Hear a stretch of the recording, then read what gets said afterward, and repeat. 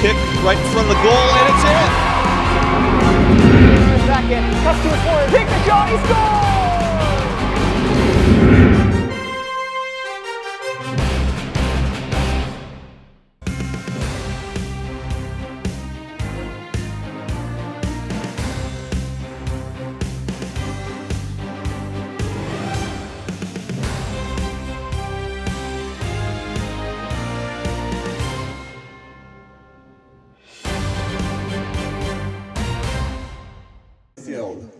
A sophomore, number 17, James Havis.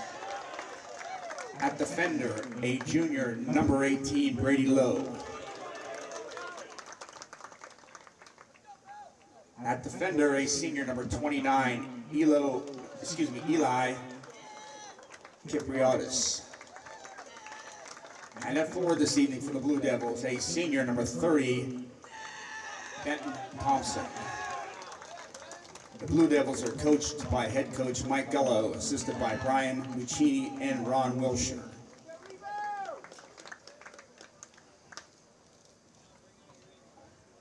And here's the starting lineups for tonight's Peters Township Indians. They come in with an overall record of 3-0 this season. In goal this evening, a senior, number 30, Jack Stewart. At defender, a senior, number 8, Braden Apple. At midfield, a junior, number 9, Cole Saladonia.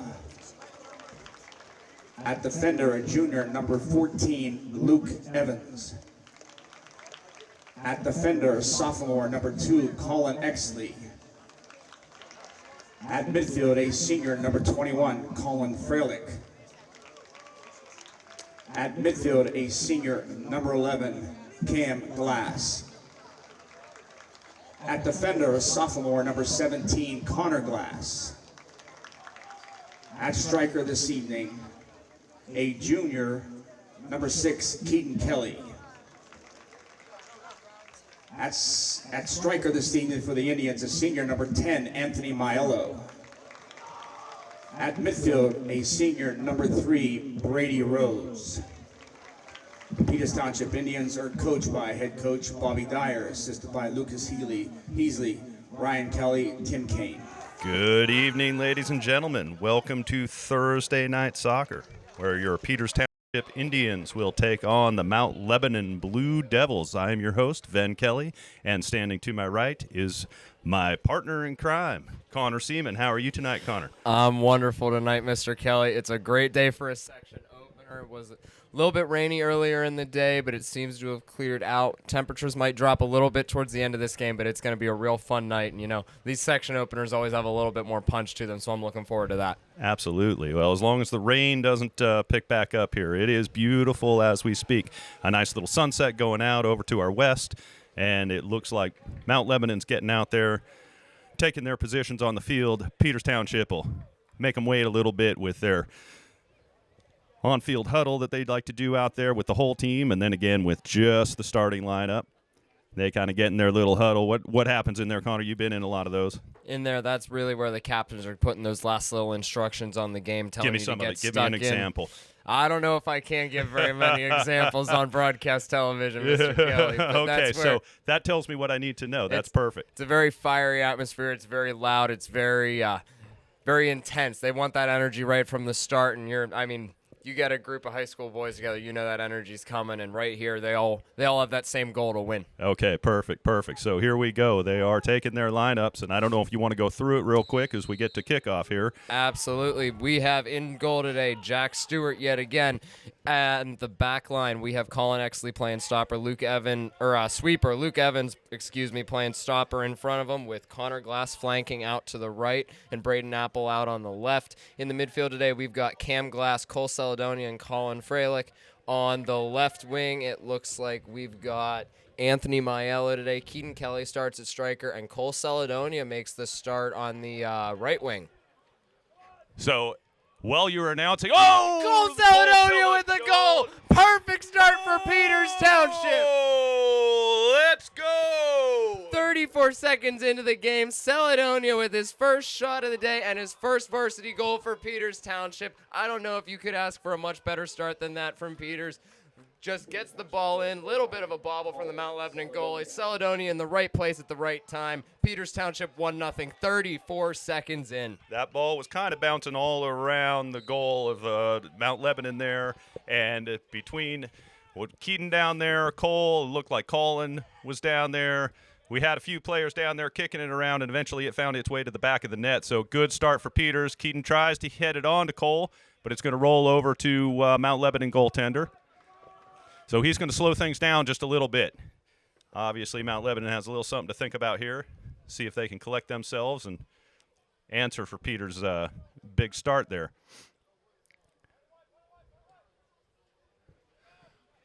Ball coming back towards Colin Exley. Colin's just going to boot it up over towards Maiello. Maiello keeps it in play. It's bouncing around on the sidelines over there.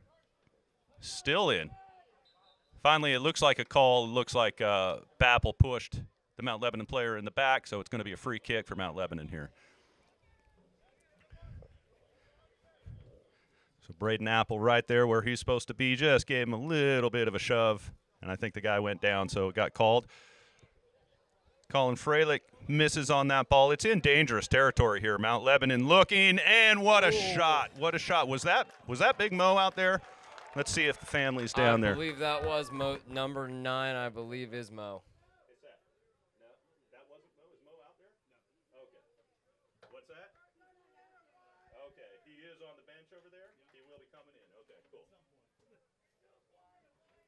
Do we know what number Moses is?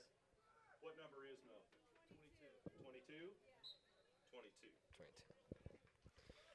22. Okay, so I'm not sure who that one was. Yeah, from a distance it looked like it could have been Mo, but I see now it's not.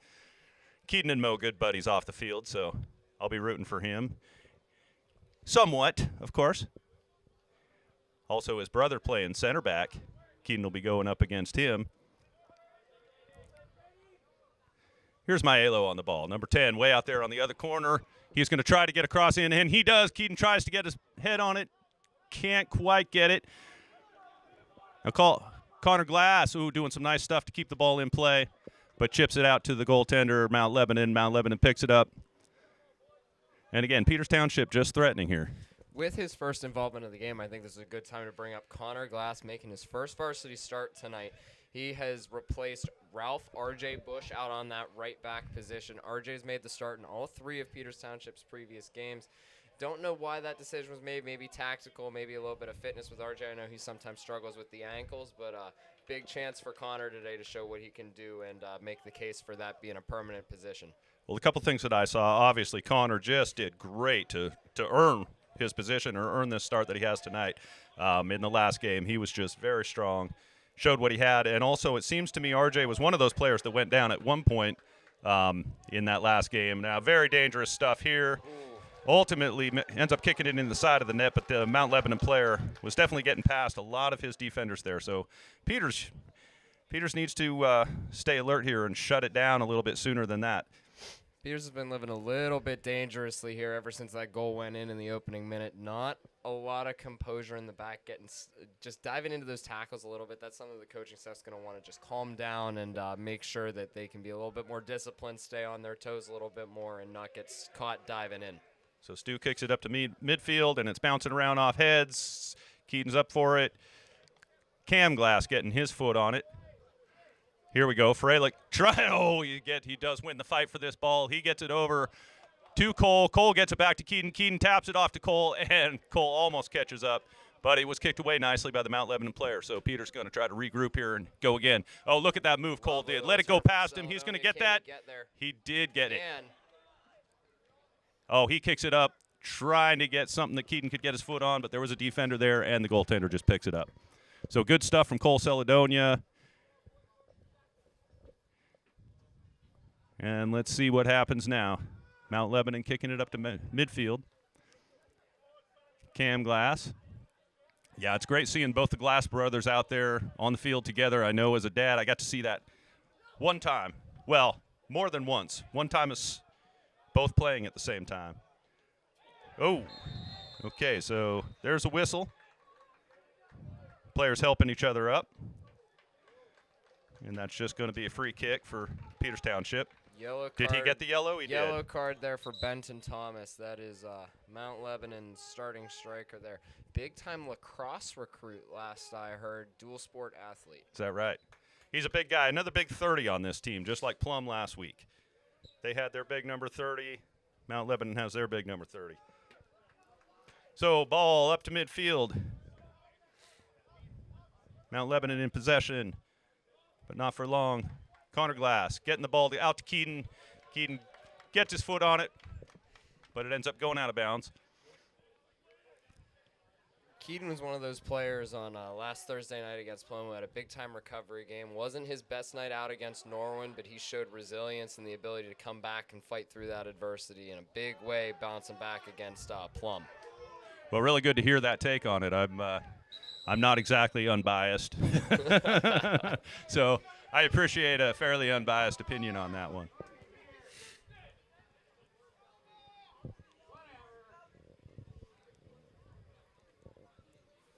So looking at a throw in here. Some chatter going on out there, but that's to be expected. Mount Lebanon kicking it up the sidelines. Still in play. Nope.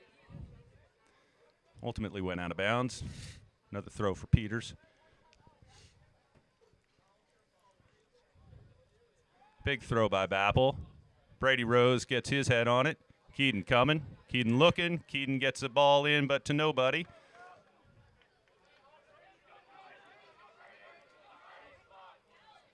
Luke Evans fighting for this ball. Yeah, he's got a strong offensive player there fighting for it too. Let's see who the call goes for. That's going for Mount Lebanon.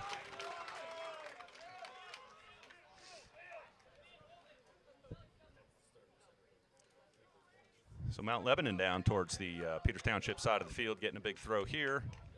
Let's see if they'll just throw it into the box and try to come up with something.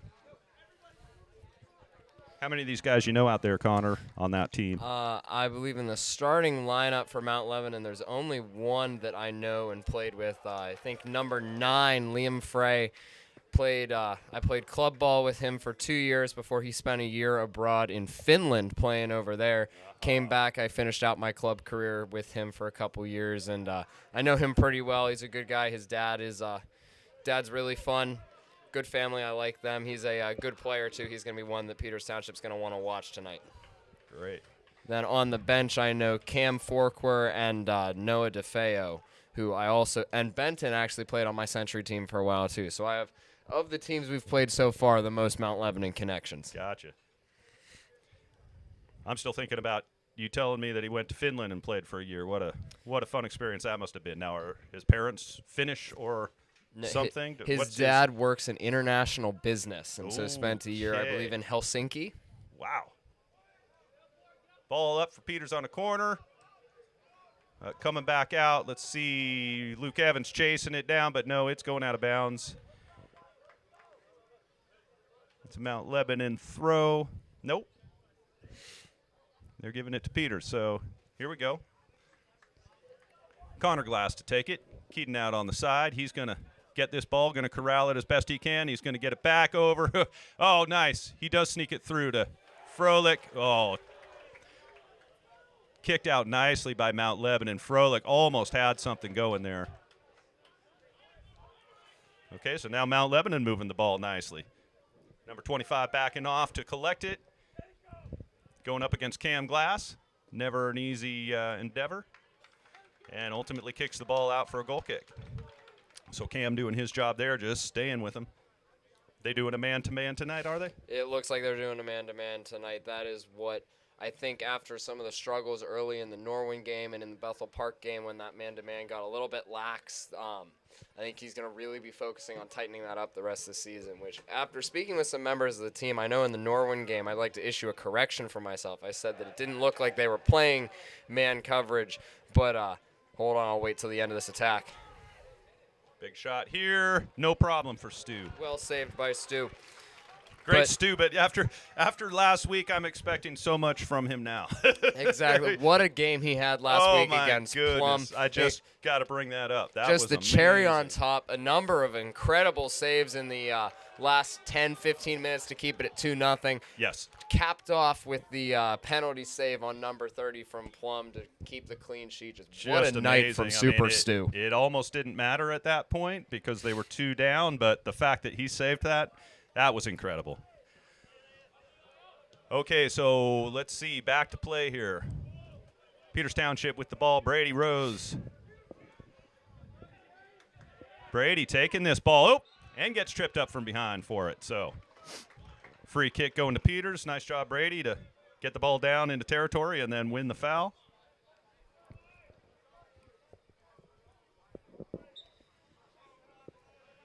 And Braden Apple will take the kick. He'll be looking to put this right in on Keaton's head, probably around the goal line. We'll see how it works out. Going right to the goaltender. Goaltender ends up having to punch it out. He wasn't confident on actually just catching that one, so he punches it over for a corner kick. And that works for Peters Township. I was thinking the goaltender was just going to go ahead and catch it. Yeah, Apple probably not too used to getting shots on goal from 40 yards out, but he'll take the corner and a chance for Peters Township to do something dangerous. And Bapple with another chance to put one in here.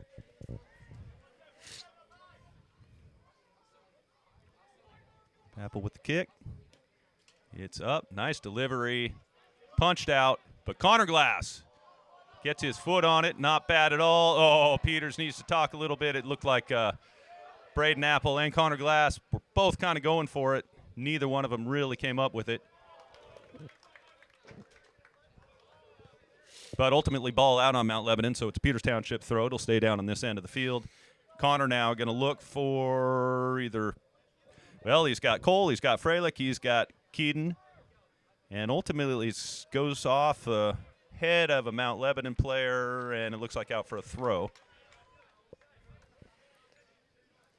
Connor Glass has a reasonably long throw in here, but without RJ in the game, that's the biggest thing that Peters Township's going to miss down on this right-hand side. Is on the left, they have Bapple for long throws. On the right, it's not immediately clear where that long throw threat's going to come from. Sure. Now Maiello trying to get to this ball and turn it, see if he can get something out of this. Not really anyone there helping him out, so let's see what Maiello can do. He's going to have to turn it somehow, and basically just knocks it off the Mount Lebanon player out of bounds, throws it in. Brady Rose getting his head on it. Here comes Glass. Oh, Cam Glass this time with what was a pretty dangerous strike. Ultimately ended up going wide, but from up on my perspective, it looked like a pretty good strike on that ball. Yeah, we've seen Cam really get a hold of those and put the laces through it. That one looked like it came a little bit off the outside of the boot, just that outswing without that power to really trouble the keeper. But he's going to want to keep getting into those positions and giving him the chance to make those plays and turn it into goals. Okay. The ball, well, does end up going out of bounds off a Peters Township player. So throw from Mount Lebanon. And again, kind of a bunch up of Peters Township players here. No one really quite sure who's going to end up with it, and Mount Lebanon ends up with it. Really nice pass out to the, okay. Beautiful pass out to number 7 on the far side out there. And dangerous ball in, but ultimately gets corralled by Stu. Jack Stewart, no problem for him. But that was a nice play by Mount Lebanon. They had that was a good connection between those two players. Kind of a cross ball all the way across the field, right in the perfect spot. I think that was Liam Frey on the ball across there. Just that vision is something that Peters Township's going to have to look out for there. He sees the game very, very well, and that's going to be something that's going to be really dangerous for our back line tonight. You think it was Frey? Oh, Keaton What now. A turn by Keaton. Keaton trying to keep it out, just can't quite get it back.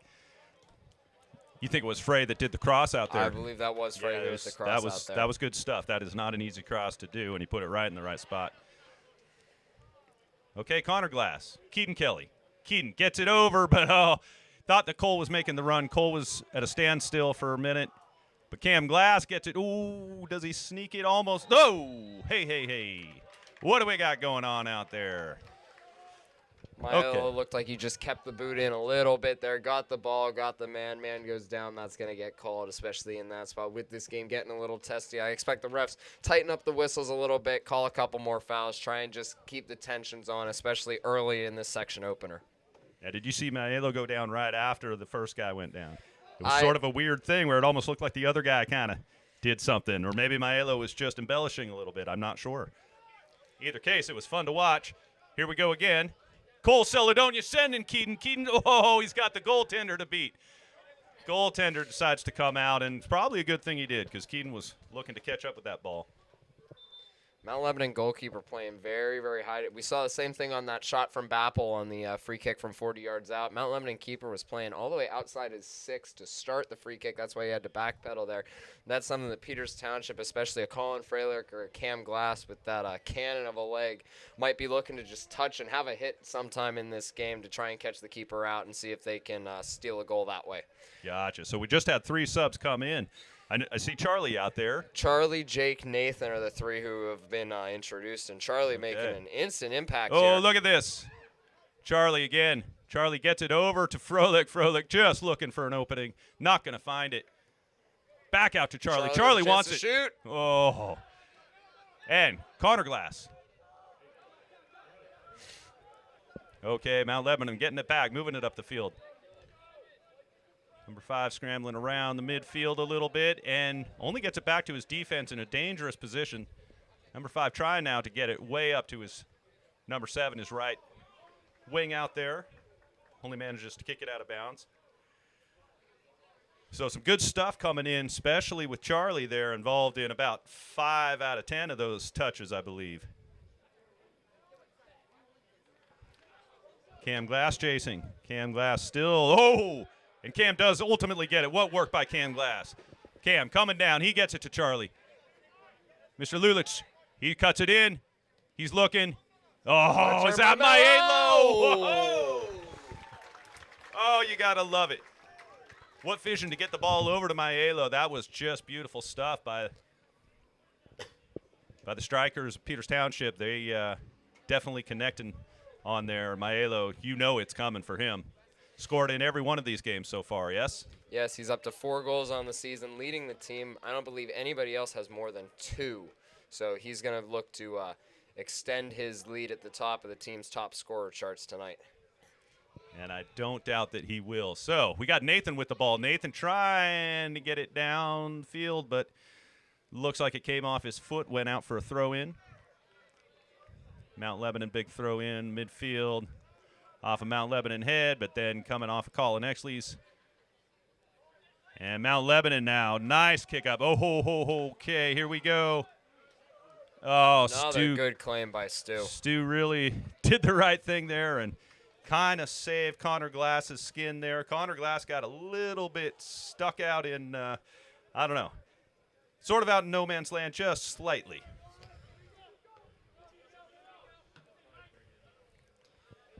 And just in this moment of lull, let's take a moment to appreciate just this gorgeous view of the sunset we have. Who needs the Rose Bowl when you have Confluence Financial Partners Stadium?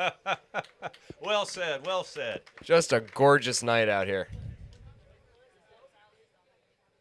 Okay, so Connor Glass working hard out there, and he's got some good offensive players there to keep up with. That number 9 out there from Mount Lebanon, he's a fast and strong player. So.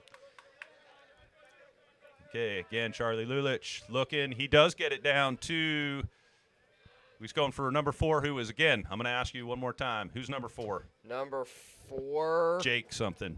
Oh, Jake Gwenis, yes. Jake Gwenis. Commit that to memory, Van. Jake Gwenis. And looks like for Mount Lebanon, Benton Thompson's been reintroduced to the game up at striker. That's going to be a real handful for Luke, and it's going to be fun to see how he handles that challenge tonight. Okay, so Connor Glass getting the throw in here. Connor's just been super involved in this game, and I love it. He's been just working very hard, and here he goes again. Back to the races. Brother Cam, off the chest, tries to drive through it, but that number 9 he's a finicky player. Mount Lebanon trying to move something here, but nope, Cam's going to break that up too.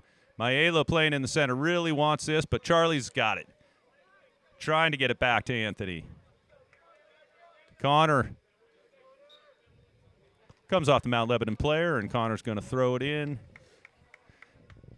Yeah, he's got about 4 players to choose from. He goes for Charlie Lulich. Off of Charlie's foot. Just kind of took an unfortunate roll off of Charlie's foot and out of bounds.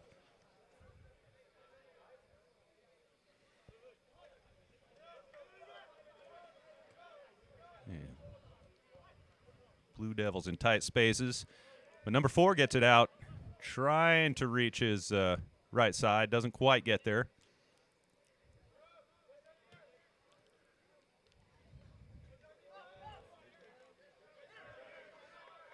Ball kind of ping-ponging back and forth right now.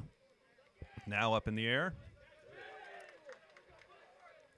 Big number 30 with the ball. Oh, and here we go. Let's see if that's going to stay in. Nope. Out of bounds, but good idea. I always like that saying. Good idea. Means it didn't work. But it was a good idea. Idea was there. The idea was there. It's the thought that counts is the other way of saying that. I don't know that that's actually true, but. You know, I might start stealing good ideas to put it in my gift giving. Like, it's the thought that counts. We only use it with presents. I feel like we should bring a little bit of the soccer pitch to the Christmas season. Well, I'm in agreement with you. Now, that was some dangerous stuff there. Number 30 just getting his big body, and he had, I think it was Luke Evans and Colin Exley maybe both on him, and he almost still managed to bring it through and was close to, nothing was there, fortunately, but was close to drawing some sort of penalty, dare I say. Fortunately, the ref saw better. There was nothing doing, and he let them play on. So, threatening from Mount Lebanon. Yeah, even with Peters Township getting the opening goal of this one so early, I think Mount Lebanon, it might be fair to say, has had at least an even share of this game since then, maybe even a little bit of the better chance. It's just been a little bit more threatening in that final third, but Jack's made a couple of really, really good claims to keep this one at 1-0. Great tackle by wow, Bappel. Look at that. Bappel just takes that ball off him. Boots it downfield. It does go out of bounds, so we'll see where the placement is. But Braden Apple really good at just not letting these players get by him, and in fact, half the time just ends up with the ball himself. And Luke Evans booting it way down the middle. Off the head of Mount Lebanon player. Another Mount Lebo player, and the Blue Devils are on the go. Nope. Connor Glass is there. Oh, here we go again, number 9. He's got options. Doing some fancy footwork. Number 4 trying to get it back to him, and Connor Glass going to break that up now.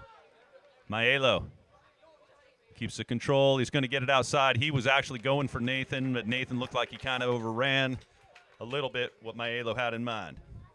Just a little disconnect there. Nathan making that run through, expecting that ball to get played down towards the corner. Maelo thinking he's popping off to give him that option. That's one of those things that just nothing you can really do because you can't really talk in that situation. Just players being on a different wavelength from one another. Just a matter of playing with each other over time, isn't it? Exactly. And but that senior playing with a sophomore, that's where there's not, especially a first-year sophomore here from Jake. That's one of those things where, not Jake, Nathan.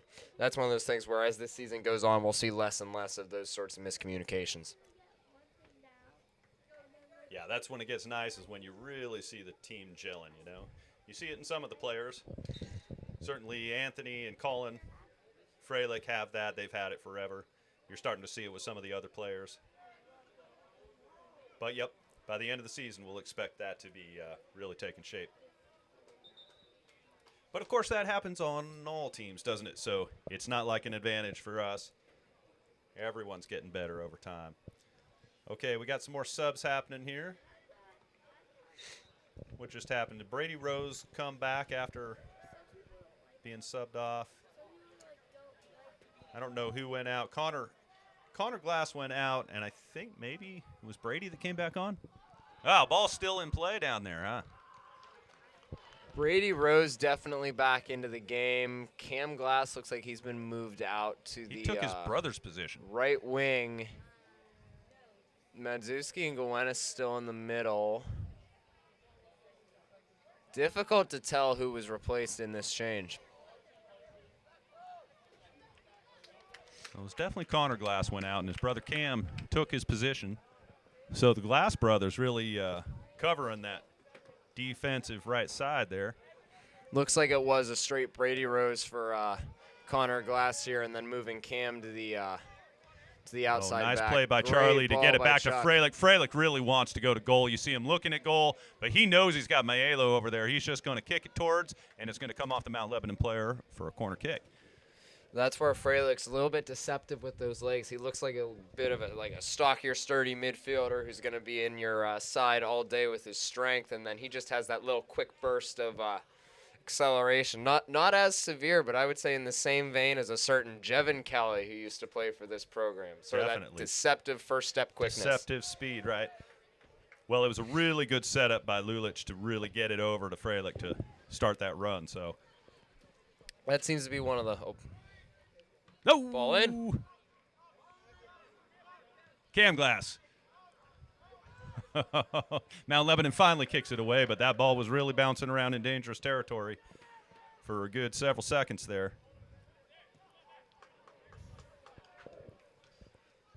And kicked out of play for a little bit of a breather here. Benton with his hold-up play, I think, is going to be a large part of this Mount Lebanon avenue of attack as we get into the later stages of this one. He's going to try and wear down and use that dual-sport athlete stamina to just try and wear down Luke Evans, and I think that's a battle that we're going to have to watch in the second half here to determine sort of where this game ends up going. Definitely a battle to watch.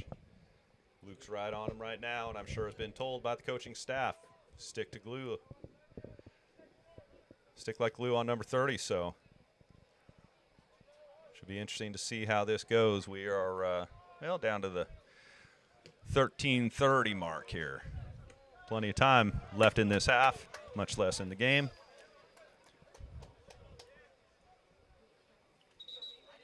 I was going to say, I think Cam trying to get away with one there, moving up about 15 yards from where the ball went out of play.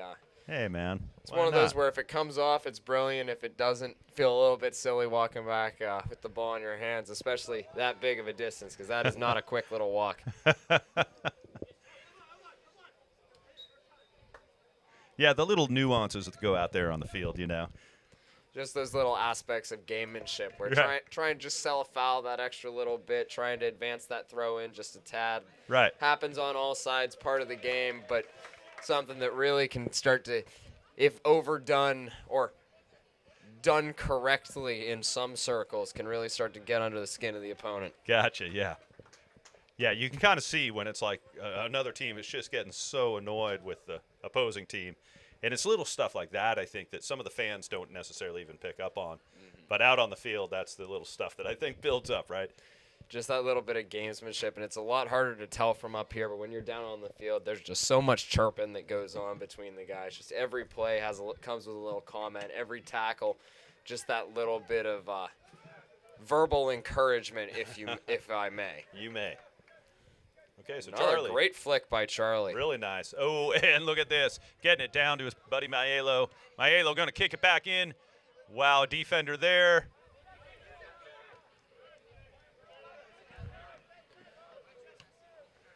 Now Luke Evans has to race back and catch up with his number 30. Luke takes it off him and boots it back to midfield. Ball out on the other side of the field.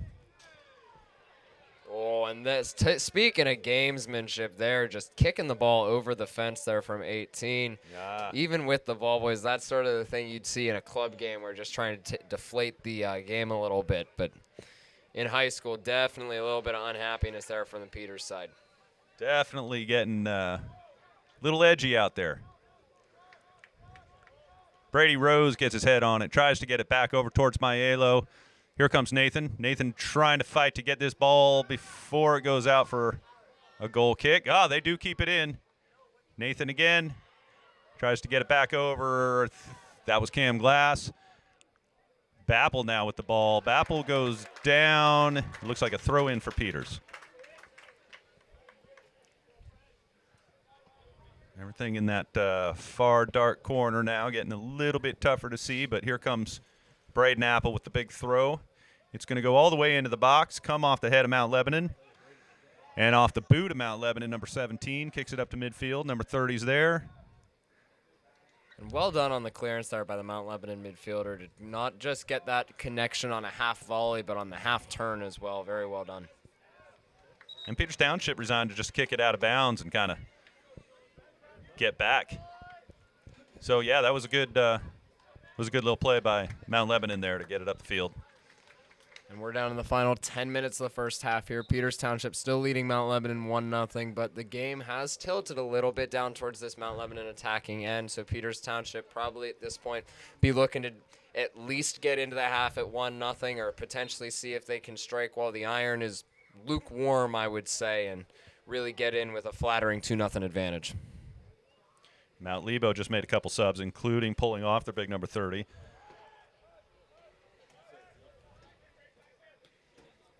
Ball kicked back towards the 18. Peters Township looking to clear, and they do, as far as midfield anyway. But Mount Lebanon getting the ball back. Number 10 kicking it up to his, Bappel just having to clear it out, slow the game down a little bit. It looks like Peters is going to have a sub coming here now. Charlie Lulich. Lulich coming off for Caledonia, and Maiello coming off for Kelly look to be the changes here. Gotcha.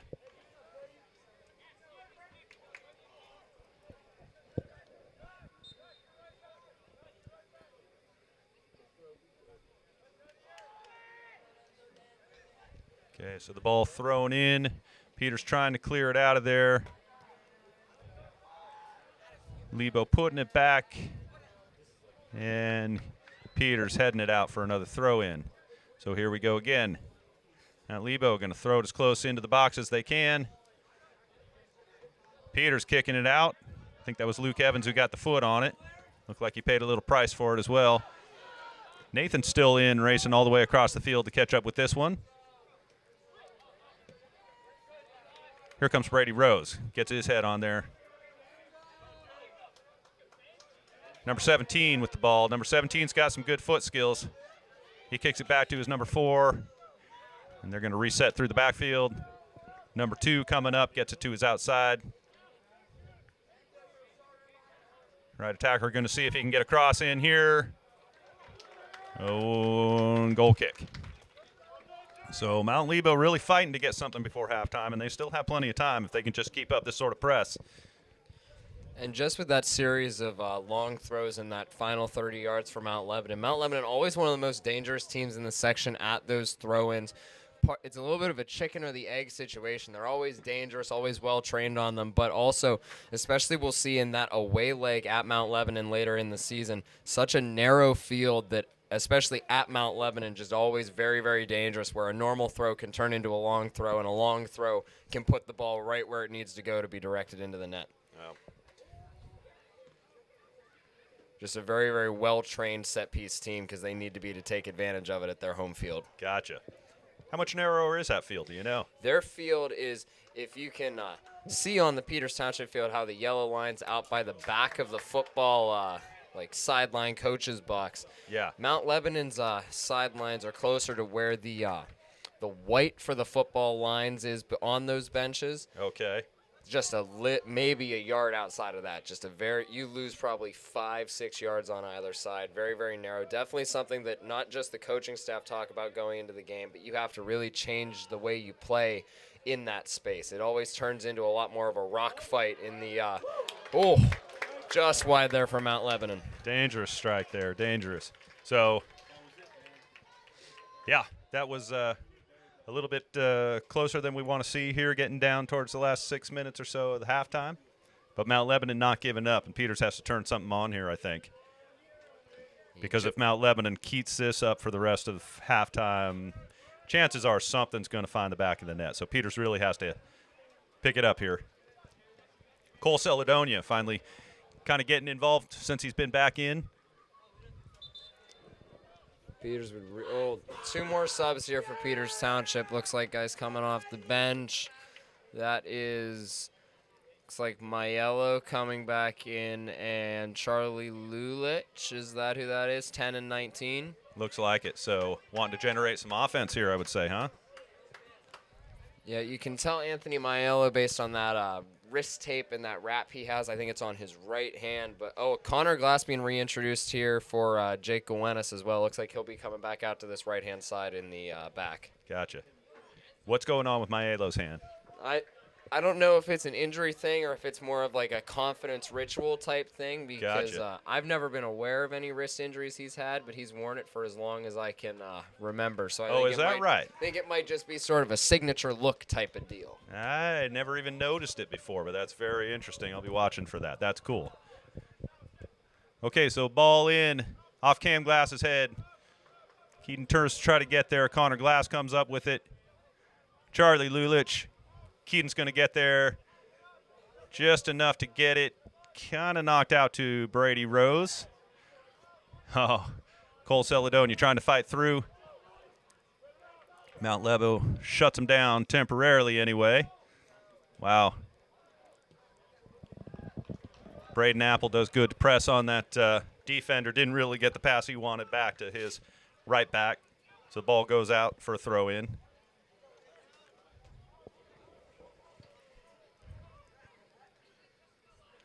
Maiello fighting around outside, looking for somebody. Finds Keaton. Keaton looking for somebody. Oh, he finds Cam Glass in the middle. Cam. Oh, Cam goes down, but nothing called there. Well-placed tackle by Mount Lebanon. Nothing to call there. Just gets the ball very, very well timed in a dangerous spot. He gets that even mildly wrong. That could be very, very dangerous for Peters Township, but gets the timing exactly right. Good communication between Colin Exley and Jack Stewart. Jack called for that ball. Colin led up right at the right time. Keaton with the ball, trying to find someone. He does. Is that Cole over there, or who's that? Oh, wow, what a cross. Charlie fighting for that ball. And here we go. That's Maiello fighting now. Wow. Some good play by Peters. Really liking what I'm seeing out there as far as the fight and getting some nice crosses in dangerous territory. Now Mount Lebanon with the answer. Down to 3 minutes to go in the half here. Right back, going to boot it up and try to find someone in the middle. But Peters is there to break it up. Okay, so I'm hearing handball. Did you see something? Just popped up, hit his arm. Nothing he can really do there. Just an unfortunate bounce, but the lack of protestation from the player there, I think, tells you all you need to know about that one. Gotcha. And we learned a new word, protestation. I love it. Is that how you pronounce it? Is that the correct pronunciation? Protestation. I like protestation because you don't know exactly at first. You have to think about that if you just say protestation. If you say protestation, there's not as much mystery. We have a touch of sophistication up here in the broadcast. You're Tuesday pretty much nights. bringing it all, buddy. I can't take credit for any of it. But I do like the occasional, big word thrown in. Protestation. I'm going to start using it. Dictionary Corner on Thursday Night Soccer. Excellent. Ball is up. Brady Rose gets his forehead on it. Luke Evans fighting. Well, still in bounds. Brady, Okay, so they do blow the whistle there. Interesting. It didn't actually look like the ball went out to me, but the ref has a better view on it. Or maybe it was just getting a little too chippy and he wanted to blow the whistle. Yeah, Rose walking that tightrope on the sideline there. Yeah. Well, Brady's not afraid to get a yellow card here and there, so. And ball will roll out for goal kick. Down to 80 seconds left in this first half. Peters Township, you'd have to think, just going to try and just take the life out of this first half, get into halftime, up a goal, let Coach Dyer and his coaching staff make those adjustments down on the far bleachers and try and jump out in the second half and increase that advantage. So Stu kicking it up to almost midfield, doesn't quite get there, and Bappel just going to keep it out of bounds. Less than a minute here to go. Mount Lebo is going to see what they can do here. Colin Exley in a tough spot, and number 17 gets through, and unfortunately for him, was not able to quite get the strike on it that he wanted. But really dangerous stuff there in the last minute from Mount Lebanon. Keaton's going to hold this ball up. No, he's going to get it to Cam Glass. Glass out to Charlie. Charlie trying to turn something. Maelo's there. Nope, that's Cam again. Oh! And Keaton puts it well over the crossbar, but not too bad for Peters Township, showing some spirit in the last 16 seconds of the half here. And that's going to, you would have to think, wind it up here. Mount Lebanon happy to take this one through, and that'll do it for the first half, with Peters Township leading the Mount Lebanon Blue Devils 1-0 on the stroke of halftime. And we'll see you right here after the halftime show.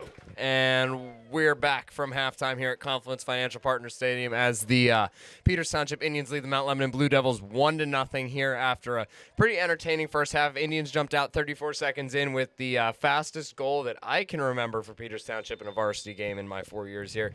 And scored we're by back Cole underway. Celedonia, which good to see Cole with his first goal for the varsity team this season. And we're right back at it. So Maelo with the throw in to Buddy Froelich.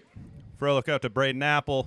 Apple trying to turn the corner, and he does. Gets it in dangerous territory. Oh. Goalie just has to punch it out. Good save. And this is Cole chasing down. Connor Glass looking. Froelich has the ball, gets it back out to Connor. Connor's going to corral it. And let's see, Mount Lebo takes it off him, but only kicks it out of bounds down there in dangerous territory. So Peters Township really putting on the press right here in the first opening seconds of the second half. Connor kind of throws, it just sort of bounces over everybody. Doesn't really ever get into threatening territory. And the Mount Lebo goaltender just picks it up. With this break in the action, I think it's time to mention our second half sponsor, Mr. Kelly. Our second half sponsor tonight, Buffalo Chicken Dip. Buffalo Chicken Dip brought to you tonight by some of the fine mothers over there on the other side of the field at the concession stand. And this one particularly made tonight by, who do we have it made by, Connor? We have Mrs. Kretz, mother to Joey and Blake. Joey on the junior varsity team is a starting goalkeeper, and Blake Kretz on the freshman team. I believe he is a starting player on the back line there. Very good. So as Mount Lebo looks to threaten and Peters clears it, here is the sound of your second time halftime crunch.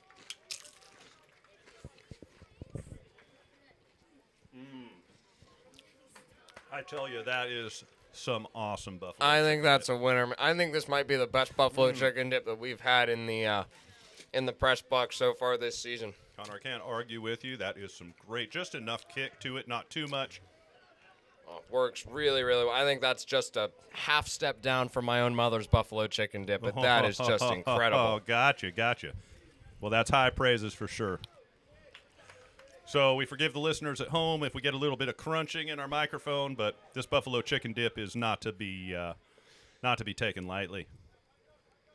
Much better than last week when we did not, in fact, get our buffalo chicken dip. It was sold out, and we had to settle for pepperoni rolls. Well, I believe we have a standing order now from now on, right? I sort would of got that squared away. We absolutely do, thanks to a man near and dear to my heart, Mr. Gabe Seaman, who will be hooking us up with buffalo chicken dip for the rest of the season. We'll talk about that man for a minute, because he's doing a lot for this team this season. He's the manager, and he's on all the emails I'm getting and all the rest of the parents are getting. He's working his butt off, if I might say, for this team. So, yeah, good stuff. He very much is. Boys president on the boosters board and really putting in the hours. Jack, really good claim by Jack with a little bit of a wet ball. Very good to that's going to be a card. On Mount Lebo, though, correct. Okay, so stoppage of clock. Whole bunch of chattering down there on the Mount Lebo side. And he seems to be in some serious pain here. Well, this they might definitely knocked ankles really pretty hard. You could hear it looks up like here. he's clutching the middle of his thigh. That does not look good at all. Okay, so taking a little break here. Peters Township walking over to the sidelines. Get a little bit of water going, and Mount Lebo team taking a knee. Player in an upright position, so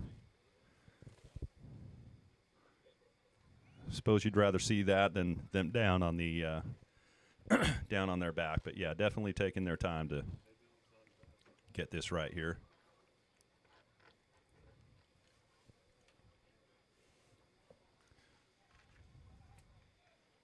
You could see that was going to be somewhat of a collision there with the way the ball was placed. You could see the defender coming in and Anthony Maiello just running full force. So definitely just one of those situations that sometimes is unavoidable in these games.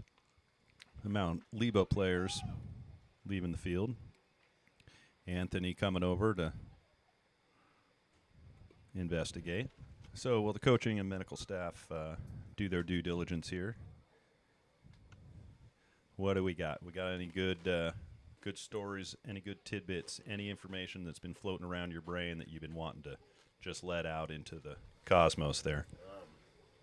I know I'm putting you on the spot. I'm hearing some clapping down there. Looks like it's coming from the Mount Lebanon huddle. Potentially trying to move the Mount Lebanon player up onto the club car there.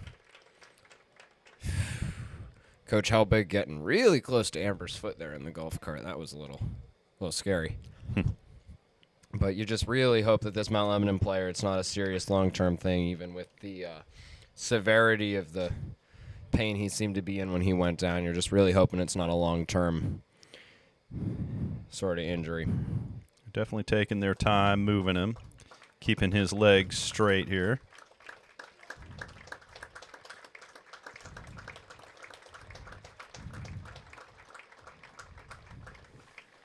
And they have him in the cart.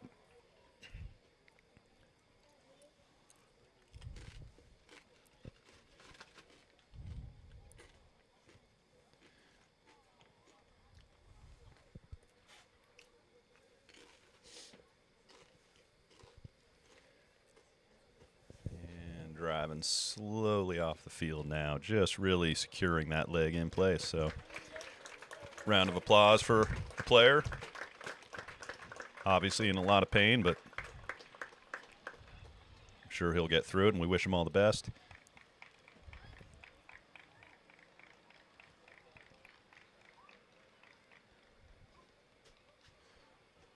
And we'll pause just a few seconds here for station identification. So players coming back out onto the field now after that timeout for injury there.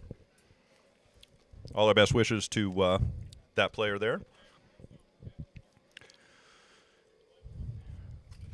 Now Peters Township and Mount Lebanon will get back to it. Peters up 1-0 with plenty of time left in the half, 36:47 on the clock.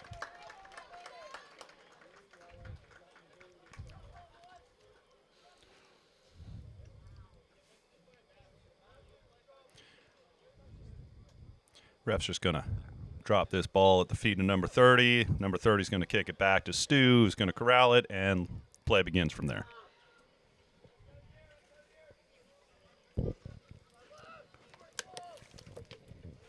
Stu boots it way up high into the lights. Coming down, Cam Glass fighting. Brady Rose gets his head on it. Keaton Kelly getting his foot on it. Tries to kick it up. Finally gets it over. Oh, nice to Cole Celedonia. Cole Selly gets it. Oh, trying to find Maiello. Didn't quite connect. But pretty good stuff anyways. You can just hear this game's quieter, and that's one of the things that after an extended injury timeout, whether it's high school, club, anything, it's hard to get that same intensity back into the game after a couple minutes of it being down and just not where it was. So that's something that is going to be a little bit tough for both teams to navigate, is how do you navigate the game now that it's settled down a little bit and now that sort of that fire's been put out a little bit, especially for Mount Lebanon wanting to come back and get a result here for their teammate who went down. Well, it's a good question, because it's a reality to it. This is contact sports. You don't get quite as many of the injuries in soccer as you do in maybe football. Keaton Kelly with the ball now trying to get it somewhere. He finally it goes out of bounds for what looks like a Mount Lebo throw. But it's an interesting question. So when players go down like that, and I think some of the reason the energy level comes down is because there is a realization that, okay, You can't break a leg out here. You can't twist an ankle. You can get, hurt to the point where you're going to be laid out for a while. And that's kind of part of, everyone knows that. And as a dad, I'm always trying to inspire my boys to play at their best, 110%, the whole thing. But sometimes when you do that, you end up down on the ground and you end up injured.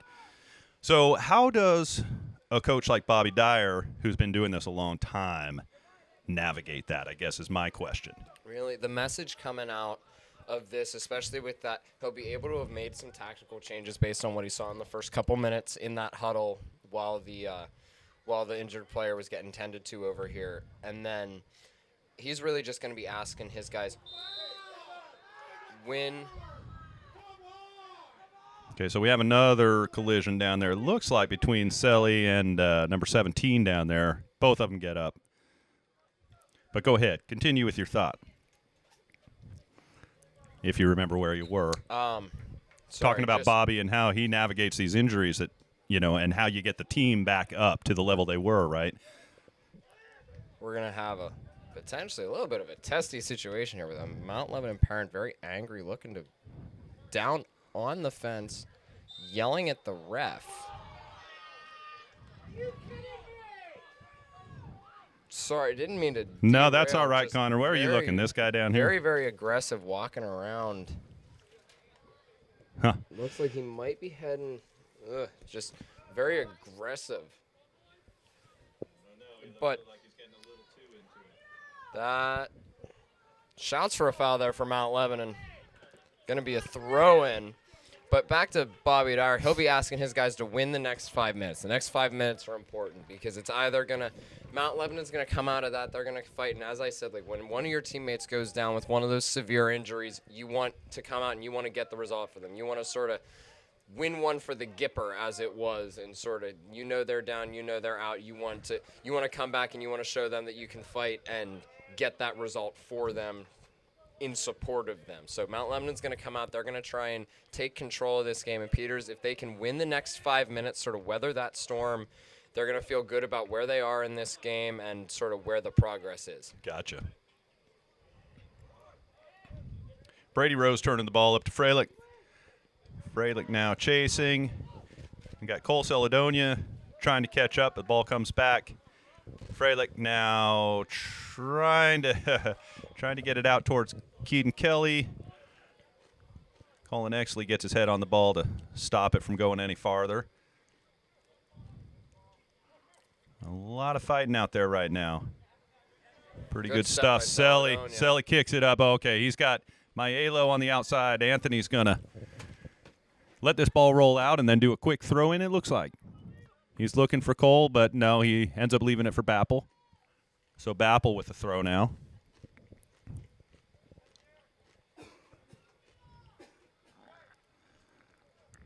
Bappel with the big throw into the box, but comes off Mount Lebo players. And Lebo trying to get it downfield, but only manages to kick it out of bounds at the 50 or so. Rose with really good game awareness there to know to step and not give the time. He knows that it's sort of that awkward moment of transition for Peters where they have enough in case he gets beat, but if he delays it, then Mount Lebanon could potentially get the numbers advantage and look to spring forward. So really good game awareness and soccer IQ to know where to step, when to step, and force that.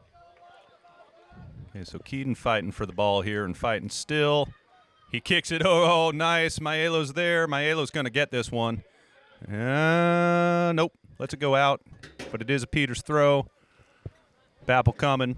Nope, Maiello's going to take it, and he's going to throw it in the Bappel direction, but it comes out to Mount Lebo player, and Mount Lebo clears it for now. Number 30 trying to turn, and he gets it down to his, trying to go for his right forward there, but kicked out of play by Colin Exley. Cleaned it up nicely. Miko with the throw.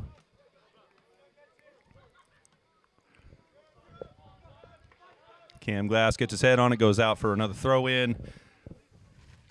Number 2, Miko Perkovic.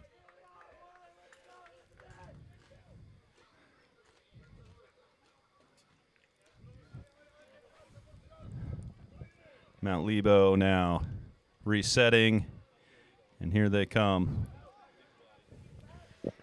looking to connect here on the outside, but overkick goes out for a Peters Township throw. These are the passages of play that are going to be really, really dangerous for Peters Township here in the second half. Mount Lebanon just stringing together some passes, looking dangerous and connected.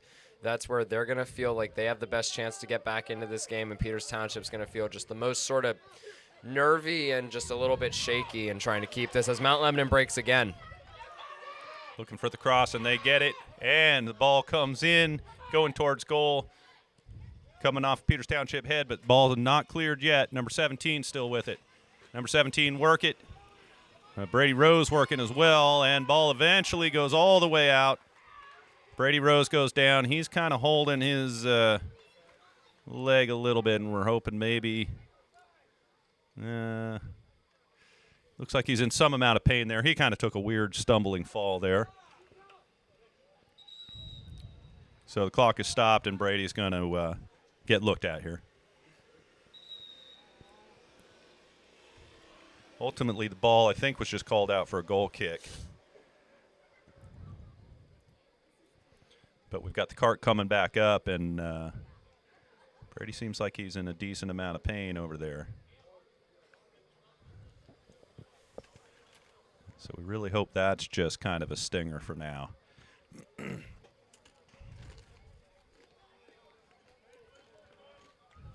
Too early in the season to be seeing so many players going down, getting carted off on either side.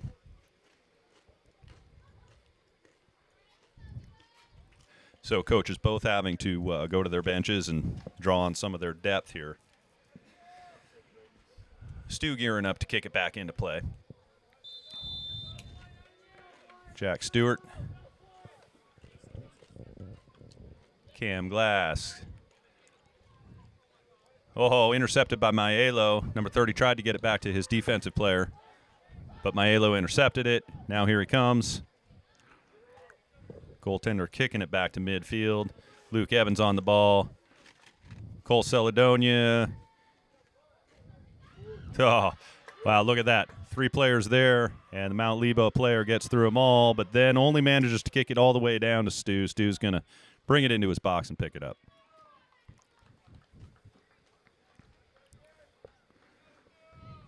So a fair amount of energy going on out there, but so far neither team really able to connect in any meaningful way. Freilich on the ball. Freilich gets it up to Keaton. Keaton's going to try to get a cross in, and he does, but no one really there. Maiello does get back to it. And he's going to get it out to Cole. Cole's going to cross it in. Oh, goodness gracious, dangerous stuff going on there.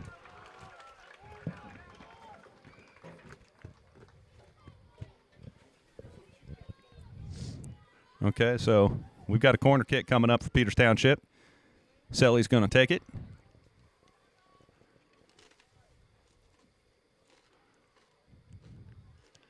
Ball up. Fairly dangerous ball off the head of a Peters Township player, and so it'll go out for a throw-in now. Just no real game flow to this one with the injuries breaking it up and just a weird pace of game. That's one that you can't really tell if that favors Mount Lebanon or Peters Township more right now, but just a weird flow to this game and just not a lot of rhythm, which is something that, as a player, you never want to be in a game with no rhythm. Keaton unable to get it past his defender, but it's still bouncing around out there in dangerous territory, and Maiello gets his foot on it. And it looks like it did get touched by a Mount Lebanon player, so it will be another corner kick. And that's where Maiello can hurt you, just that ability to create something out of a situation where you think he's facing 3 defenders to goal, not much of a window, is able to just get that shot through, not on frame, but close enough to on frame to worry the keeper and to get that deflection to earn the corner and a chance for Peters to keep the pressure on here.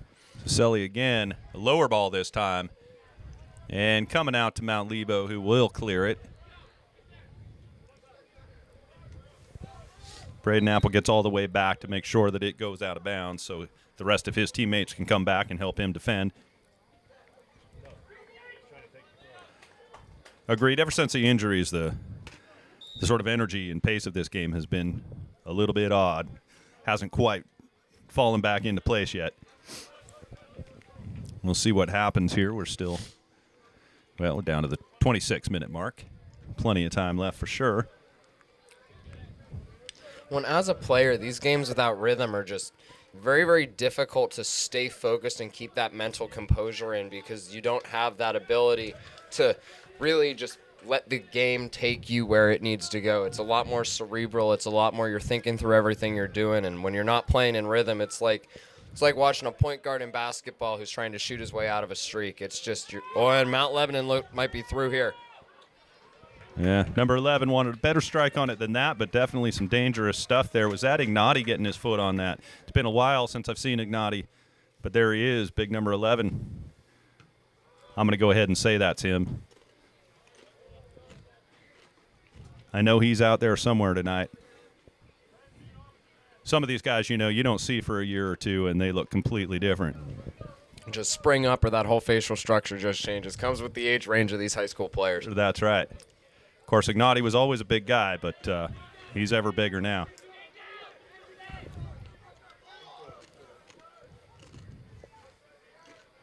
So number 23 with the throw-in, dangerous territory down here. Peters Township has to do some clearing. Looks like a high kick maybe in the box there. Yep, dangerous play coming out. Yeah. Peters Township has some subs over on the sideline waiting to come in. I'm guessing Charlie and Nathan. Not 100% on that. Looks like definitely Nathan, and I think you're right. I think that is Nathan and Charlie over there. I can say Nathan for sure. Charlie, I'm 80% confident on. So ball back to Stu. Again, Stu's going to kick it into his box and pick it up now. He's got a player right on him, so he's going to let that guy pass him. And there is the ambulance. I don't know if you can see from your angle, Connor, but we do have an ambulance over there. Keaton Kelly with the ball. Keaton Kelly fighting. Keaton wants to get this one turned if he can, get a cross in. He's just going to settle for the throw-in. And Keaton is now going to sub out. Charlie Lulich is going to come on, and Nathan's going to come on to replace Maiello, I think. Give Maiello a little breather, maybe?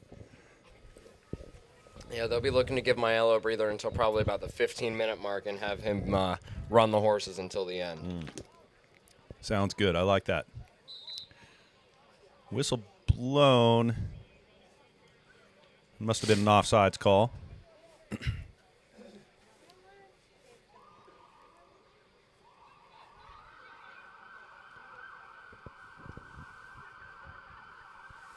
So Mount Lebanon player off to get an X-ray, I'm sure, get treatment. You're hoping for the best for him. That definitely a scary situation and looking like he's going to be out for at least some amount of time. But you hope that that's not something that keeps him out for a while, or worst case scenario, you really hope that's not a career ender, because once you get up into these high school ages, every serious injury just has that little bit more potential that it could be the last one. Yeah, that's a good point.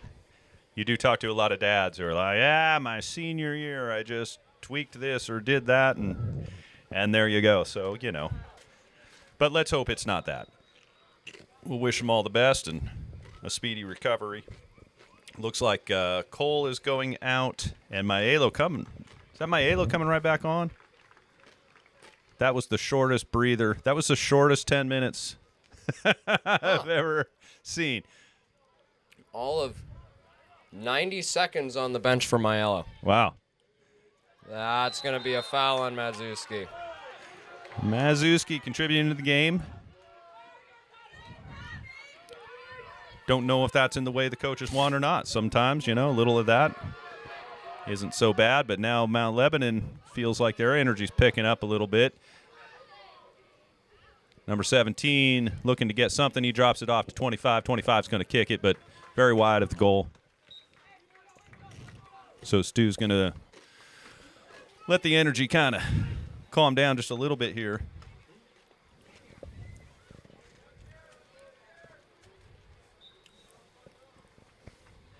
Trying to gather intel. I don't have any news on Brady Rose's injury yet, other than it seemed to be lower leg, potentially an ankle problem. Number 30 with the big kick to goal, and Stu's right there to corral it, and actually was pretty much shot right to him, but that was dangerous. I have a feeling that number 30 has more than that. If he had had that back, I bet if he kicked that ball 10 times, there'd be a few of them to find the back of the net. So, but Peters Township going the other way now. Wow, just took my Alo down. Nothing called there. Good run by Miko here. Yeah, Miko takes it all the way down the Peters Township side of the field. Luke looks to maybe have gotten away with a handball there. Nathan chasing. Braden Apple boots it up. And here we go. Maelo with the ball. Maelo's looking for... Nope, that's not Maelo. Maelo's on the... Who is it? I think that's Charlie Lulich. Oh, is that Charlie 19. over on the far side? It sure is. So Charlie looking to get across into Maelo, who was ready, but couldn't get it past his defender down there.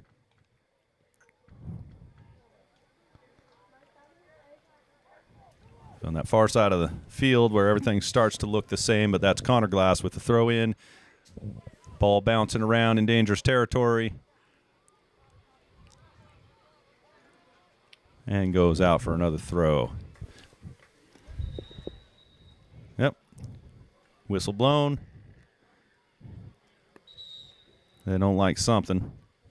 I'm going over to the bench to talk to somebody. Uh-oh. Sounds like blood. From what I could hear from the ref there, I made out blood and on. So maybe bloody nose or just a little bit of blood on his jersey that they're going to try and just tide pen off so that he can come back into this. That was Colin Freilich. Is that who that was? I believe everyone except for Connor Glass down in that corner over there gets a little bit harder to tell once the sun goes down. Connor with that bright head of hair there, you can still kind of make it out, but everyone else a little bit difficult to see. I was just judging by the body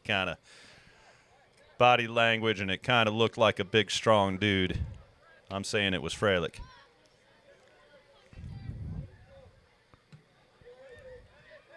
Apple with his head on the ball and giving chase, and just does a nice boot up the field.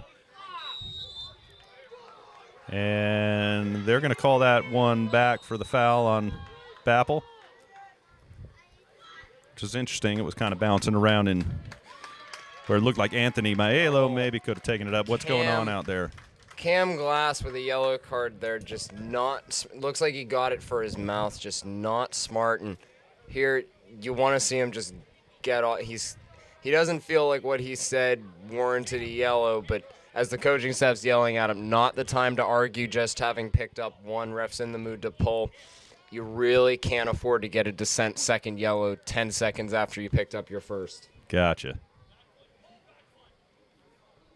All right, so Keaton's going back out. He's going up top to striker, or maybe he's out there in the middle somewhere with Maelo. And here we'll just be looking for Cam can make his return at 13:42 when he served his 5-minute penalty. All right. Ball up, not too far in. Oh, that might have been. Okay, so a free kick for Peters Township. It's hard to tell who actually went down out there. I think that was Jake going that down. Jake? Okay. Partially a product of just the size difference, but it did seem like even though the Mount Lebanon player finished the play with the ball, they good shot here. Another shot from Bappel. That's his third of the day. That's his highest total this season. All right, well, I like it. Why not? I mean, the goaltender didn't have to work too hard to corral that one, but it had plenty on it. Placed just a little bit more to the left or right. Could have been a dangerous ball there, so. Connor Glass getting this ball up in the air. Nathan fighting for it. Looks like Jake's fighting for it. It's going out to the side, and Mount Lebanon's going to kick it on down the side, and now they're going to kick it into the box. Number 11's trying to chase, but Stu comes down with it.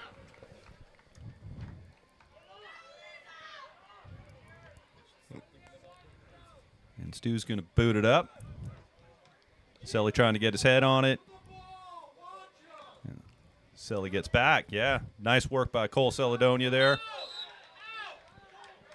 And they called it for a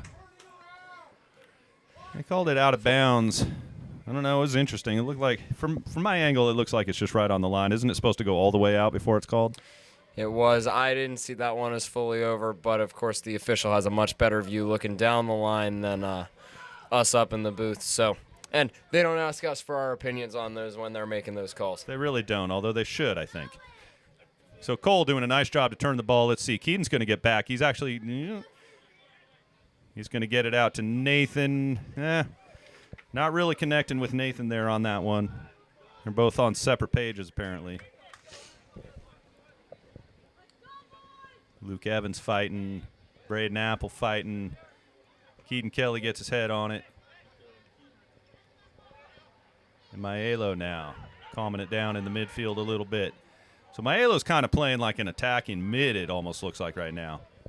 That's what it looks like. Looks like he's dropped in Cam's absence to provide a little bit more of that creative presence in the midfield. And I certainly don't mind that. I kind of am interested to see that. I always kind of like to see what a striker or an attacking guy can do as an attacking mid, you know? Sometimes it's just so hard to put them anywhere else just because they're so good at that position up top. But they can do other things.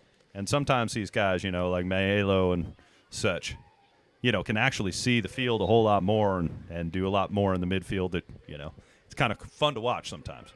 And you see, coaches, sometimes when those star players who are so good in those positions are struggling a little bit to get their touches and get involved in the game, sometimes you'll throw them in the midfield just to force them to get on the ball and really sort of force that involvement to see if they can make an impact with that special talent. Yeah.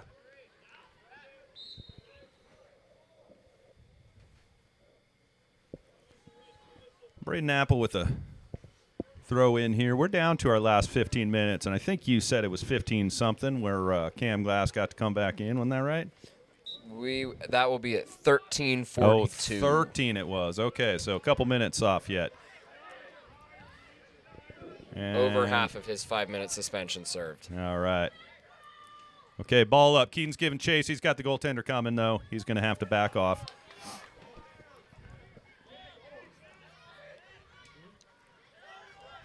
Mount Lebo connected on a couple passes here, but only as far as Braden Apple. Braden very good at breaking that stuff up.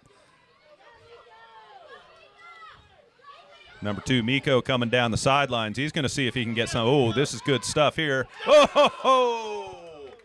Probably the best opportunity Mount Lebo has had this half. Miko Perkovic just basically dribbled it all the way down the right side of the field there.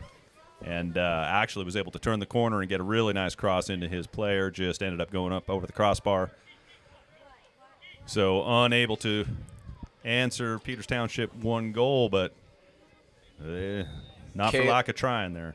Caleb Sauter coming back in. And it looks like Colin Freilic's nosebleed has been fixed or cleaned up because he's back into the game. But this is Sauter's first varsity involvement since that Bethel Park game. I know he was wanting to get a little bit more time, really trying to show in practice that he deserved it, and he's getting his chance here as Nathan just looked, especially on that run by Perkovic, just had a little bit of tired legs and needed that breather on the sideline to be able to keep competing in this one at the level he needs to be. Gotcha.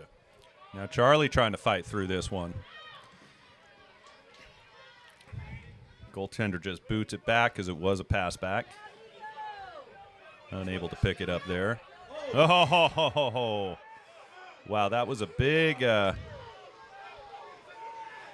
Mount Lebanon big unhappy play with there. that no call, but Braden Apple's entitled to stand where he was. Mount Lebanon player jumped in, came high. Bappel didn't. If Bappel had moved to undercut him, that's when that would be a foul. But way the rule is, if Bappel's staying there, he has a right to hold his position. In basketball, that's sort of the right to hold the cylinder. It's the same sort of concept here, where had he moved, would have been a foul. But since he sort of stayed in his position, and it was the Mount Lebanon player who came to him, that's why there was no call on that. Gotcha, and I believe that was Ignati that went up and kind of ended up kind of doing a twirl in the air and coming down pretty hard. It's good to see him getting right back up and continuing on. And Bappel fighting him again, and Bappel will get called for that one. Cam Glass will be looking to make his reintroduction here soon. So we're down to 12:26 on the clock. So things are winding down. Mount Lebanon definitely needing to get something done here. Unsure what the clock was stopped for there.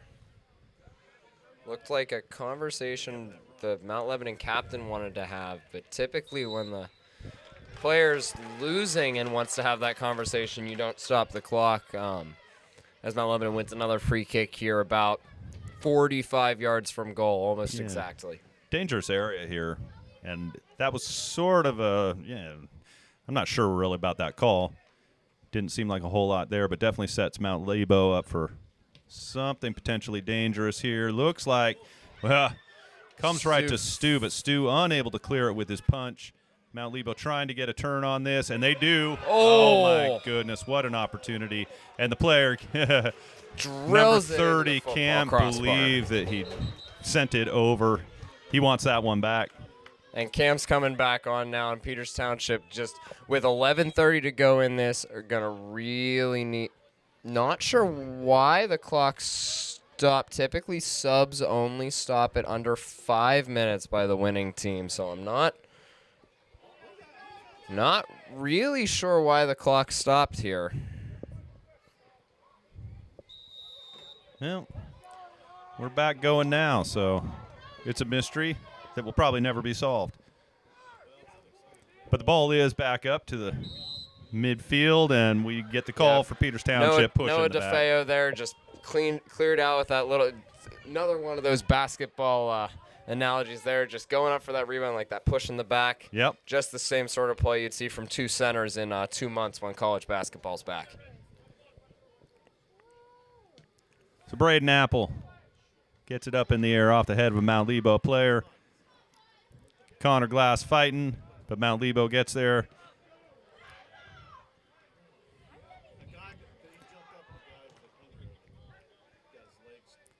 Colin Freilich with the ball. Has tons of space to find Sauter. Yeah, he brings it all the way across the field. Sauter now looking. Sauter gets it back to Cam Glass. Cam Glass looking. Wanted to say that was his brother out there, but I don't think it. No, that might have been Charlie. I think that might have been Lulich out there. I'm not sure. Oh, dangerous ball there. Maelo, I believe that was, got his head on that. You know, Sauter would have really liked to have that ball in the space there played down the line. Freilich might not have had the angle to play it, but Sauter will feel that if he just had that ball played into the space, he could have really made a run and troubled this Mount Lebanon defense. Oh, big hit on Charlie Lulich over on that side of the field there. But if you're that Mount Lebanon player, that's just not a smart play to make. Just that ball's already running out of bounds. No reason to get stuck in there. Called as obstruction. And now still not sure why the clock is stopping.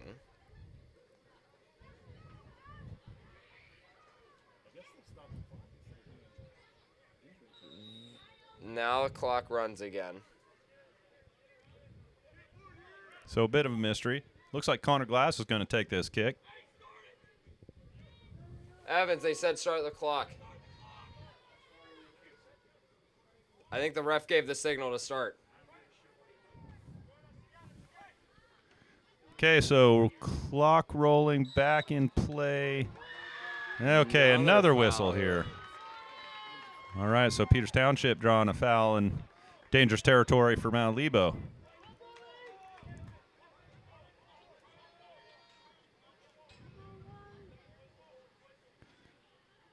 It looks like Anthony Maelo lining up to take this, which between him and Braden Apple, I would think he probably will take it.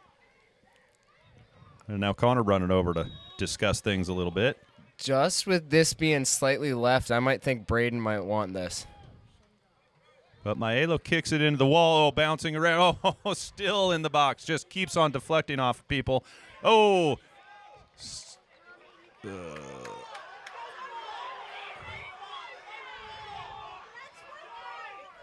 Okay. Mount Lebo calling for a white ball, but nothing doing, so it is a Peters Township throw into the box off the head of Mount Lebo. Mount Lebo. Cam Glass turns it back. Blue Devils fighting to just get it out, but Peters Township fighting just as hard to keep it in.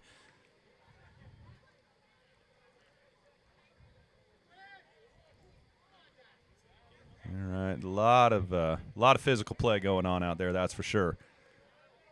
Freilich looking to get something crossed in here.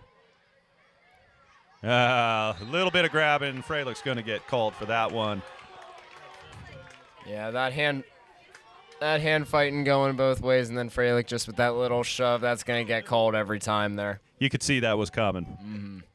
Down to 8 to go in this one. Peters Township still leads 2-0, or 1-0, pardon me. Could really use a second right now. If it was 2-0, I think this would be a whole different feel of the game. That 1-goal lead is just, that could change at any minute, couldn't it? Absolutely, and we've seen in past years from Peters Township how, especially this late on, both when Peters has scored those late goals and when they've conceded them to send games to overtime, it just totally changes the feel where any control that you had of the game once that goal goes in is totally lost and becomes a bit of a mountain to climb in overtime. So they're going to really be looking to avoid that here as we get down to the final 7:15. Center ref looks to have overruled his AR there on the Peters Township throw as we get a substitution. I'm not sure who came off there. It looks like maybe Charlie Lulich. Bobby's showing some faith in Caleb Sauter here to leave him out on the field, let him show. Great tackle by Colin Freilich to find the ball there. Okay, and Anthony, can't quite keep it corralled. Gets away from him, and now the ball's coming down. Colin actually gets his nice foot on there and boots it well out. Oh, big hit in the back on Cole Celedonia, and Cole draws the foul.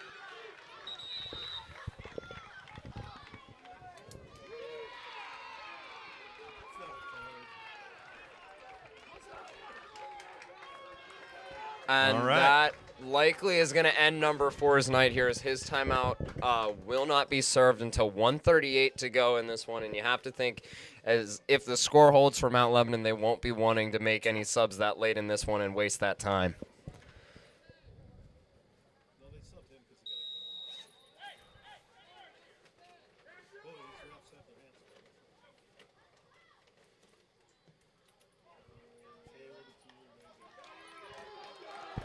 So Connor with the kick. That right one to Mount Lebo.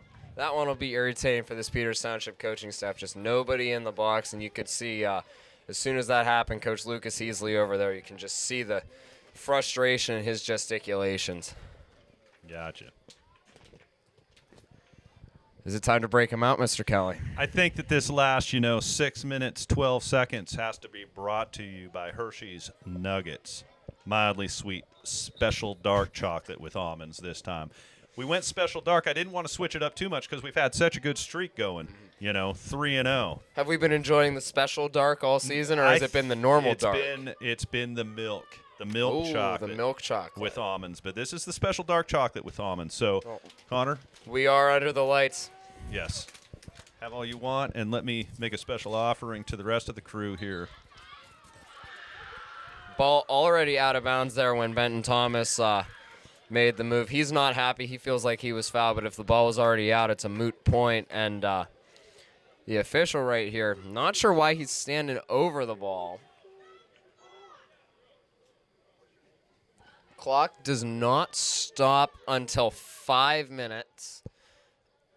And on plays like that, it's running clock, which is why I'm still not sure why we had our couple clock stoppages earlier, which didn't make a whole ton of sense up around 10 minutes. But we get down into the final 5 here, and now Caleb Sauter getting taken off for, it looks like, Charlie Lulich coming out onto this left-hand side. No, Jake Gowenis, my apologies. Just in the last 5 minutes here, just want to say thank you to our camera person, Maddie Copeland, and our AV specialist, Jacob Goodenberg. So thank you, Maddie and Jacob, for doing the audio-visual tonight. And as always, the Evanses for doing the on-field announcing. This game hasn't lost any excitement here. We're down to 4:22 And Mount Lebanon is really just trying to pull something out here. Cam Glass not letting it do. Kicks it out. So Peters Township certainly not letting up here. And it's actually a free kick for Peters. Connor Glass to take it. Big kick by Connor. Connor's a sophomore, is that correct? Connor is a sophomore, and now as the clock bleeds under 4 minutes, you think Mount Lebanon's going to start committing really everything they have, searching to find this equalizer to send the game to overtime. Colin Freilich gets it up, trying to find Anthony. Anthony's going to fight for this. Oh, called for a handball. Unfortunate for Mount Lebo player there, but very unlucky. Nothing intentional, nothing he could do, just bounced up. And when that aids in the possession like that, really letter of the law, there's no real choice from the official there other than to whistle it. And that'll allow Peters Township to bleed this clock down really close to the 3-minute mark here. Connor puts it in, basically in the box, comes off the head of Maiello, and back out towards Bappel. Bappel chasing. Mount Lebanon trying to get through Peters, but Bappel just there to break it up. Okay, now here's a ball through. I think that's Ignotti. Ignotti makes a nice move, and Ignotti! And he scores. Ignotti! Wow, just like that, Mount Lebanon finds it, and they find it in number 11. Big Ignotti makes a beautiful move on the Peters Township defenders, and we've got a tied-up game. And just like that, that shows how that one little bit, Braden Apple in this spot, coaching staff will probably think he got a little bit too advanced. Just his man gets wrong side of him. Nothing really Colin Exley can do there. Maybe gets caught a little flat-footed on the cut-in. Braden Apple really doesn't want to make the foul on defending that. And now not sure what Braden Apple's pleading here with the ref, but just unfortunate. Nothing really he could do. Got caught a little bit too advanced, and now we have a totally different 1-1 ball game that Peters Township is going to need to probably just try to see out to the overtime intermission and see what they can take from it there. Yeah, well, that was exactly what Mount Lebo needed, and when it's a 1-0 game, things can change just so quickly. And Mount Lebo, to their credit, they really earned that one. Number 11 fought and did a beautiful finish, so I can't take anything off of them.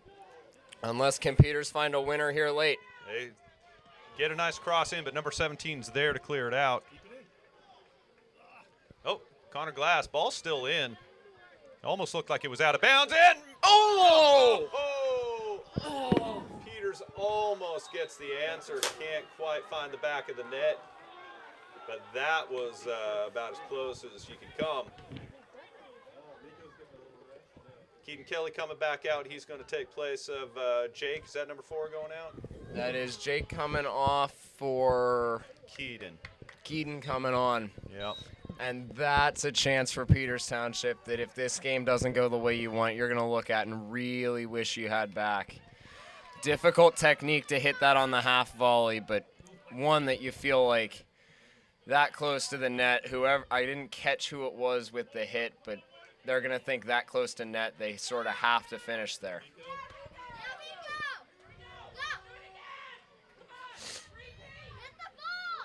Okay, Braden Apple kicking it up to Maiello. Freilich looking. Freilich wants a shot. Freilich kicks it. It kind of comes off weird, and it looked like he sort of caught maybe a foot of one of the Mount Lebo guys, but nothing intentional there. Down to the final minute in regulation in this one. Mount Lebo just playing it cool. They're content to take this one into extra minutes here.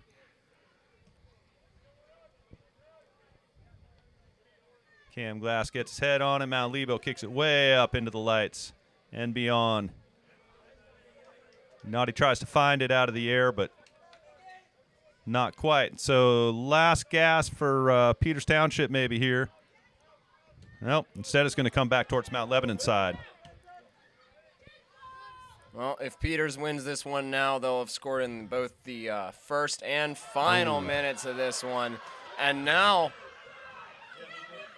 Well, nothing called there. It was definitely the parents over on the Mount Lebo side were looking for a call there. Nothing happening. So I think I saw a foul in that one too. Didn't see a lot of the ball there from Freilich, but we're set for our first overtime game of the season here in the section opener.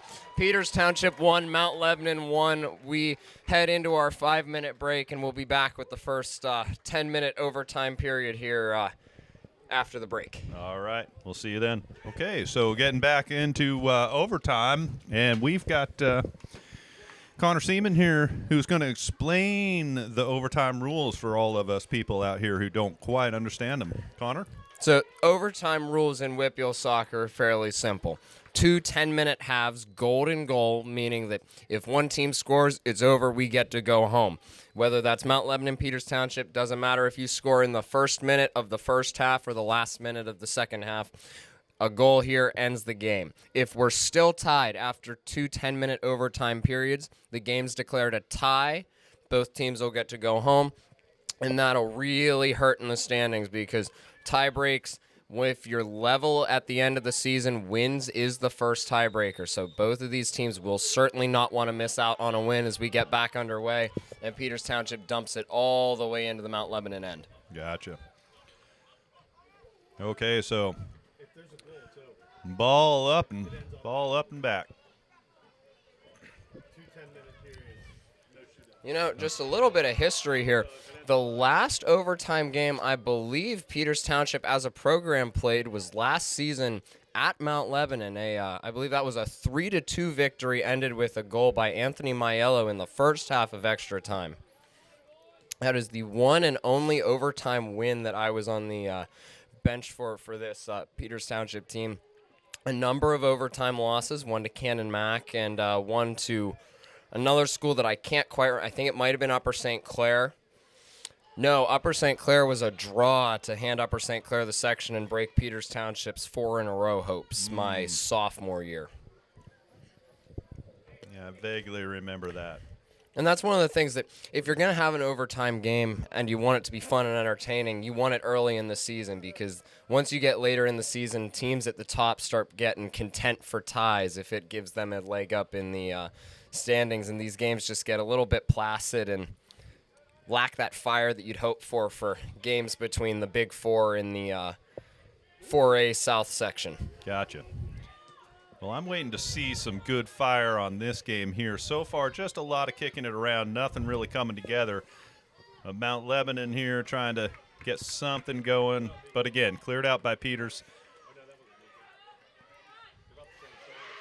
Oh, Mount Lebo on the move. Got a couple players, couple options, and looks like actually going to block it out, and Stu's going to corral this ball. So good communication by the Peters Township goaltender and center back.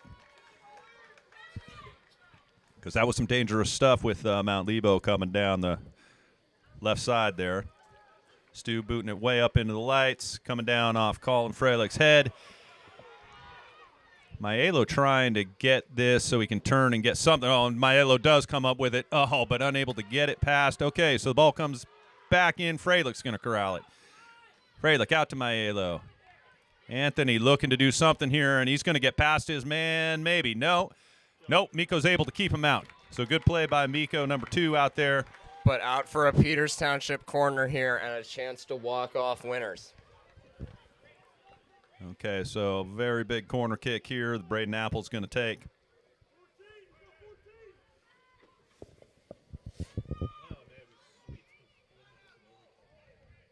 We got one man in the box. I believe that's Keaton on the near post, and then everyone else kind of lining up. Here comes the ball in. Oh, Cam Glass. Just wide from Cam Glass. Oh, nice. Got his head on it. Just went to the left of that post there. But good stuff. That almost ended it right there, but nope. There's more play to come. So down to 6:48 in this first half of overtime. Ball up in the air. Freilich goes up for it. Bappel.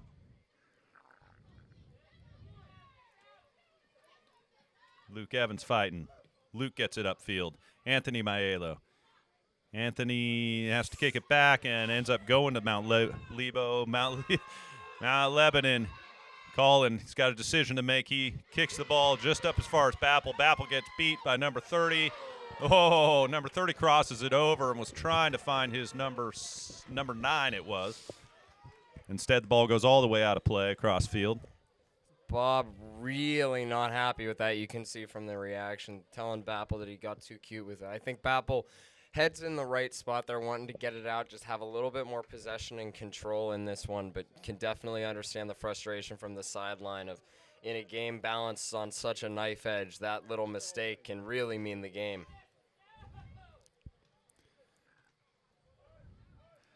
So Bobby makes a switch, sending on Charlie Lulich for Keaton Kelly, setting Keaton off. Did Caledonia get moved over from the right? Yeah, I guess that's what happened. That's right. So Selly's out there taking Keaton's position on the left side now, and I believe that Charlie is up playing on the right. Brady Rose fighting to get this ball off of number 17, but number 17 gets it down. Oh, Connor Glass, oh, this is dangerous. And Stu. Super Stu coming out, but he's got to get back in his net here. He sure does. Here we go, here we go, here we go. No foul, no foul. Oh, my goodness, Freilich. Got the ball.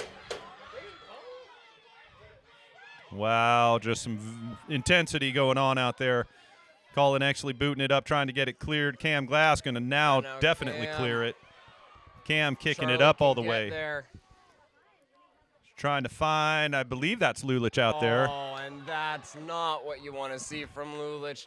Back to the field, going back towards his goal. That's where, as a defender, you get really irritated at your forwards making those fouls because it's just no sense in it. You have them beat. You just need to not make that mistake. I'm not really sure what Lulich did out there. It was on the far corner where I'm having trouble seeing. Just ran through his back. He saw a bit of the ball and just overcommitted to the challenge. You can see where Lulich was coming from, but that's one that his defenders especially will be a little bit irritated in, where just put the pressure on, especially since center backs are not known for being the most fleet of feet or best with the ball. You just force them to really work with it. Connor Glass gets his side foot on the ball, gets it over to Maiello. Anthony trying to turn it here. Anthony will turn it. Oh, shot towards forces a goal. save. Out for a Peters Township corner. Maiello putting more pressure on. He'd really do well to add to his tally and grab his 5th of the year here as a winner. Well, he kind of needs to. We need him to keep that streak going. So let's see what can happen here. Down to 3:26. This Bappel over to take the corner, it appears. Maiello going right up in there. And it's Cam Glass again with his head on the ball. Gets it a little bit more on target, but with not enough force, so just kind of bounces right to the goaltender. Goaltender has no problem getting that one, and he's going to boot it up and out. Connor Glass gets his head on there and then boots it out. Cam getting it up. Anthony giving chase.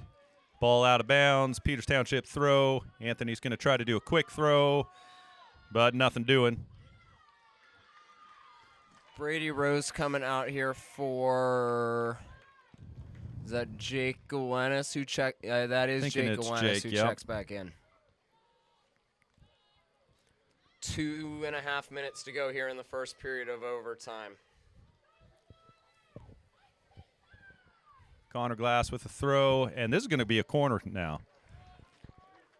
And these past couple deliveries from Braden Apple have been right at that back post, trying to get Cam Glass on an ISO. You wonder if they'll run that again, or if he'll try and get it more in the goal frame and cause a little bit of chaos where there's more white shirts, but also more chance for a Peters Township head to knock it in the right direction. Cam again. Handball! Oh, my goodness. Penalty called! Penalty. Penalty called on a handball. Ball bounced up into the Mount Lebanon player's arm. Peters Township has a handball with a minute 43 to go, 53, pardon me, to go. And now Peters Township with a lot of pressure on this kick for Anthony Maiello. Now, we have seen a penalty saved here. It was at the other end against Plum in the final minute the other night. But Anthony Maiello stepping up here to take the penalty. He scores. Peters Township wins. Maiello wins it for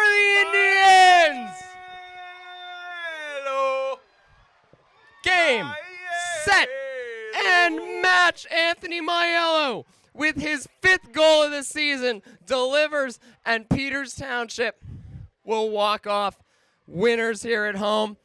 Yellow card, not sure for who.